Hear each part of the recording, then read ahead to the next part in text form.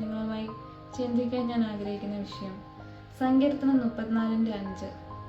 അവങ്കിലേക്ക് നോക്കിയവർ പ്രകാശിതരായി, അവരുടെ മുഖം ലജ്ജിച്ചു പോയതുമില്ല. അതെ, ദാവീദിന്റെ അനുഭവ സാക്ഷ്യമാണ് ഈ സങ്കീർത്തനം. നമ്മുടെ ജീവിതത്തിലും ഓരോ പ്രതിസന്ധികളും പ്രശ്നങ്ങളും വരുമ്പോൾ നമ്മൾ തളർന്ന് നിരാശപ്പെട്ടു പോകാതെ ദൈവത്തിൽ ആശ്രയിക്കുവാൻ നമുക്കിതിലൂടെ കാണുവാനായിട്ട് സാധിക്കും. ഇതിനൊത്തം ഉദാഹരണമായിട്ട് നമുക്ക് 2 ദിനവൃത്താന്ത പുസ്തകത്തിൽ യഹോശാഫാത്ത് എന്ന് പറഞ്ഞൊരു രാജാവിൻ്റെ കഥ കാണാനായിട്ടുണ്ട്. യഹോശാഫാത്ത് രാജാവ് തൻ്റെ രാജ്യത്ത് യുദ്ധം നേരിട്ട സാഹചര്യത്തിൽ യഹോവയിൽ ആശ്രയിച്ചു.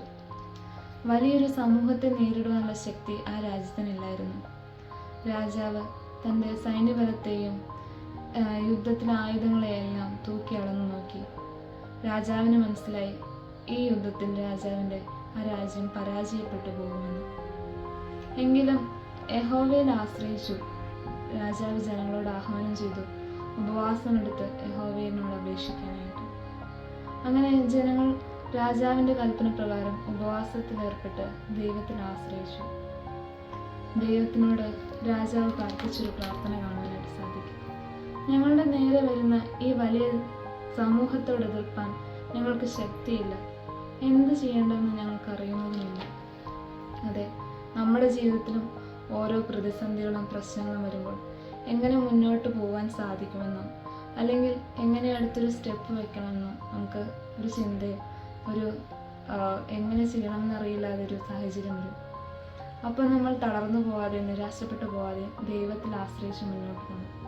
ചില പ്രതിസന്ധികളും പ്രശ്നങ്ങളും വരുമ്പോൾ നമ്മൾ ആദ്യം മനുഷ്യരിൽ ആശ്രയിക്കുന്നത്. എന്നാൽ സങ്കീർത്തനം 118 പറയുന്നുണ്ട്, മനുഷ്യരിൽ ആശ്രയിക്കുന്നതിനേക്കാൾ യഹോവയിൽ ആശ്രയിക്കുന്നതാണ് നല്ലത്, പ്രഭുക്കന്മാരിൽ ആശ്രയിക്കുന്നതിനേക്കാൾ യഹോവയിൽ ആശ്രയിക്കുന്നതാണ് നല്ലതെന്ന്.